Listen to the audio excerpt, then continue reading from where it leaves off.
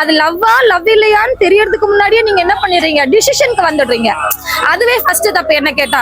26, 27 wait பண்ணுங்க. அவன் உங்க கூட 6 மந்த் டிராவல் பண்றானா, இல்ல அந்த பொண்ணு உங்க கூட 6 மந்த் டிராவல் பண்ணுதா, இல்ல மோர் தென் 2 இயர்ஸ் கூட டிராவல் பண்ணுவாங்க. உங்ககிட்ட பேக்கப் இருக்கிற வரைக்கும்.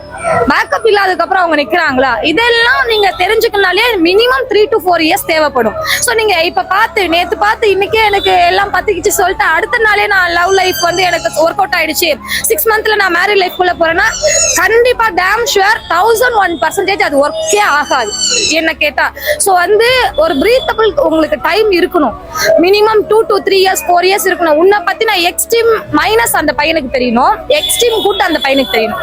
அதே மாதிரி அந்த பொண்ணை பத்தினா எக்ஸ்ட்ரீம் மைனஸ் அந்த பையனுக்கும் தெரியணும், எக்ஸ்ட்ரீம் குட்டும் அந்த பையனுக்கு தெரியணும். இப்படி இருந்தா மட்டும்தான் அந்த லைஃப் வந்து கரெக்டா இருக்கும். ஓ இதை சொன்னா இவன் வந்து நாளைக்கு இதை சொல்லி காட்டுவானோ, நாளைக்கு இது வந்து எதனா எந்த இடத்துலயாச்சும் நம்மள வந்து மீன் பண்ணுவானோ, நம்மள வந்து பிளேம் பண்ணுவான், அந்த மாதிரி எந்த பொண்ணும் நினைக்கூடாது, எந்த பையன் நினைக்கூடாது. உன்னை பத்தி எல்லா கெட்டதும் அவனுக்கு தெரியணும், எல்லா நல்லதும் அவனுக்கு தெரியணும். அதே தான் பொண்ணுங்களுக்கும் சொல்றேன். அப்பனாதான் அந்த லைஃப் நல்லா இருக்கும் என்ன கேட்டா.